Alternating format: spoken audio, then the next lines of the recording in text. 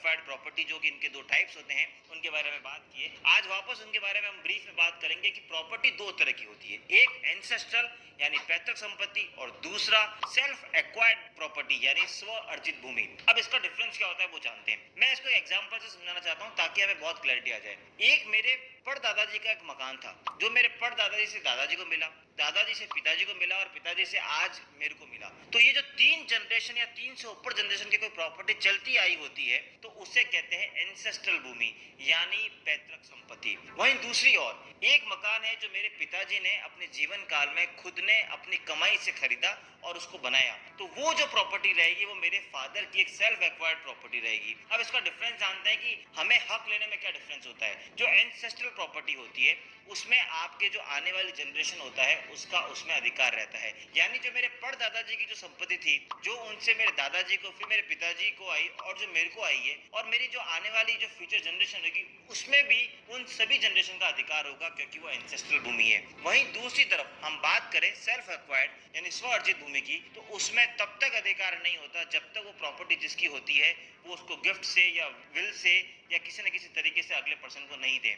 तो आज हम इसका एक मेजर डिफरेंस समझ गए हो। अब हम आपको इस बात की एक और क्लैरिटी देते हैं कि एंसेस्ट्रल भूमि जो चलती आई है पीढ़ी वाइज पीढ़ी, उसमें जैसे ही किसी पर्सन ने विल लिख दी या गिफ्ट डीड कर दी तो वो एंसेस्ट्रल भूमि कन्वर्ट हो जाती है सेल्फ एक्वायर्ड में। क्योंकि बहुत लोगों को कॉमन डाउट होता है, इसलिए आज हम इस बात को सॉल्व कर रहे हैं। एक एग्जांपल से समझते हैं। सपोज मेरे परदादाजी से दादाजी को एक संपत्ति मिली, दादाजी से पिताजी को मिली। अब वो जब मेरे दादाजी ने पिताजी को विल से लिख दी सपोज, तो वहां पे उस एंसेस्ट्रल प्रॉपर्टी का कैरेक्टर खत्म हो गया और वो सेल्फ एक्वायर्ड कन्वर्ट हो गई मेरे फादर के लिए, क्योंकि मेरे फादर को मेरे दादाजी से वो संपत्ति वसीयत में मिली है, इसलिए अब वो एंसेस्ट्रल भूमि कन्वर्ट होके सेल्फ एक्वायर्ड हो गई। तो आप हमेशा ध्यान रखिए कि अगर तीन या तीन से ज्यादा पीढ़ी है और किसी भी तरह की विल या गिफ्ट नहीं रही है, विदाउट एनी डॉक्यूमेंटेशन चलती आ रही है, तो वो एंसेस्ट्रल कहलाएगी। लेकिन अगर आप अपने जीवन में कुछ कमा रहे हैं तो सेल्फ एक्वायर्ड है, और अगर वो एंसेस्ट्रल है लेकिन किसी ने विल या गिफ्ट लिख दी है तो भी वो सेल्फ एक्वायर्ड में कन्वर्ट हो जाएगी। तो ये तो होते हैं प्रॉपर्टी के दो टाइप्स में। आज हम सेल्फ एक्वायर्ड के बारे में बात नहीं कर रहे हैं। वैसे अगर सेल्फ एक्वायर्ड के बारे में बेसिक अगर आपको बता दूं, अगर आपको अपनी खुद की भूमि किसी को देनी है तो आप चाहे तो गिफ्ट डीड कर सकते हैं या आप उसको विल लिख के आगे डिस्ट्रीब्यूट कर सकते हैं। लेकिन बात करते हैं आज एंसेस्ट्रल भूमि की, क्योंकि इस देश में कई सारे संपत्तियों के विवाद उसके ऊपर हैं। आज हम 5 मूलभूत अधिकारों के बारे में बात कर रहे हैं जहां आपको बताएंगे एंसेस्ट्रल प्रॉपर्टी में क्या आपके अधिकार हैं ताकि आप जागरूक रह सके। सबसे पहला अधिकार है कि जो एंसेस्ट्रल भूमि होती है उसमें आपका पैदा होते ही अधिकार हो जाता है। जी हाँ, ऐसा नहीं है कि आप जब 18 साल के होंगे और जब आप एडल्ट बनेंगे तब आपको उस प्रॉपर्टी में अधिकार मिलेगा। नहीं, हिंदू लॉ के हिसाब से जैसे ही किसी बच्चे का जन्म होता है उसका उस एंसेस्ट्रल भूमि पर अपना हक जम जाता है। हालांकि वो कोर्ट में जाकर अपना हक नहीं मांग सकता, क्योंकि 18 साल से कम के पर्सन कोर्ट में डायरेक्ट केस फाइल नहीं कर सकते, वो अपने थ्रू लीगल गार्जियन ही फाइल कर सकते हैं। तो हक तो आपका रहेगा, लेकिन एक तरीके से वो भूमि आपके फादर के पास रहेगी और उसमें आपका हक आपके फादर भी खत्म नहीं कर सकते। अब एक और इसमें भ्रांति रहती है, उसको भी हम क्लैरिटी देते हैं। उसको भी एक एग्जांपल से समझते हैं कि वो क्या भ्रांति है और क्या उसमें क्लैरिटी है, क्या लीगल पोजीशन है। फॉर एग्जांपल, मेरे दादाजी ने एक वसीयत लिखी मेरे पिताजी को कोई पर्टिकुलर मकान को लेके। अब अगर मेरे पुत्र या पुत्री का जन्म होता है तो जैसा कि मैंने बोला कि जैसे ही सिंस बर्थ आपका राइट होता है, लेकिन वो राइट तभी मिलेगा जब जो उनके एंसेस्ट्रल से प्रॉपर्टी मिल रही है उस समय वो जिंदा होने चाहिए। फॉर एग्जांपल, अगर मेरे जिस समय दादाजी या दादी जी ने वसीयत लिखी है और वो उस समय जीवित थे, उस समय ही अगर मेरी अगली संतान का जन्म हुआ है तो ही उस पुत्र या पुत्री का मेरे उसमें अधिकार बनेगा। लेकिन अगर मेरे दादा दादी जी जीवित नहीं रहे और उससे बाद में जाकर मेरे पुत्र या पुत्री का जन्म होता है तो उस संपत्ति में बचपन से जन्म से मेरे पुत्र या पुत्री का अधिकार उस एंसेस्ट्रल भूमि में नहीं रहेगा। तो ये हमें इस बात की क्लैरिटी लानी पड़ेगी कि जब कोई एंसेस्ट्रल भूमि आती है तो जन्म से आपका अधिकार तब होता है कि जब आपके फोर फादर जो 3 जनरेशन है वो जीवित होनी चाहिए, ना कि वो जीवित नहीं होगी तो वो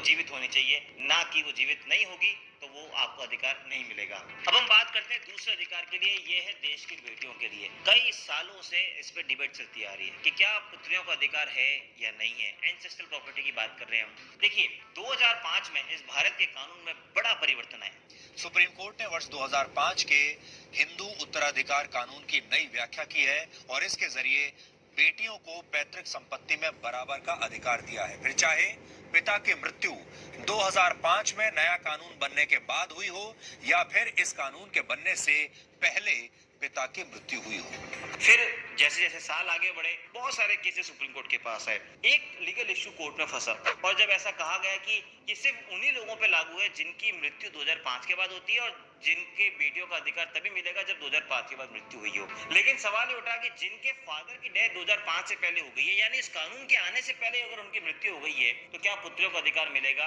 उस पर भी फाइनली सुप्रीम कोर्ट ने एक पर्पसिव इंटरप्रिटेशन करते हुए ये बात को निर्धारित कर दिया कि यस, चाहे 2005 से पहले मृत्यु हुई हो या बाद में हुई हो, पुत्री का जन्म पहले हुआ हो या बाद में हुआ है, अगर पुत्री है और ये लॉ आया है तो हर पुत्री का अधिकार रहेगा इररिस्पेक्टिव उसके फादर की मृत्यु कब हुई है। तो ये सबसे बड़ा एक अधिकार है पुत्रियों का कि वो अपनी संपत्ति में यानी पैतृक संपत्ति में अपने भाई से हक मांग सकती है और हर पुत्र और पुत्री को बराबर हक अब भारत के कानून ने दे दिया है। तीसरा अधिकार या जो मैं आपको बोलूंगा ड्यूटी भी आपको कह सकता हूँ वो ये है कि जब कोई एंसेस्ट्रल भूमि होती है, क्योंकि एंसेस्ट्रल भूमि में आपके बहुत सारे जो पीढ़ी दर हो चलती है उसमें उनका अधिकार होता है, या जो आपके वंश होते हैं यानी ब्रदर सिस्टर या जो एक फोर फादर्स की फैमिली होती है उन सबका उसमें अधिकार होता है। तो उस प्रॉपर्टी को आप तब तक नहीं बेच सकते जब तक सबका कंसेंट नहीं आ जाए, यानी क्योंकि ये आपकी एंसेस्ट्रल भूमि है, आपका पर्टिकुलर ऐसा तो है नहीं कि आप अपना हक को निर्धारित कर सकें। फॉर एग्जांपल अगर एक 100 बाई 100 का कोई प्लॉट है या 100 बाई 100 का एक मकान है, अब वहां पे सपोज एक 5 कमरे बने हुए हैं और आप सपोज 5 लोगों का उसमें हिस्सा बनता है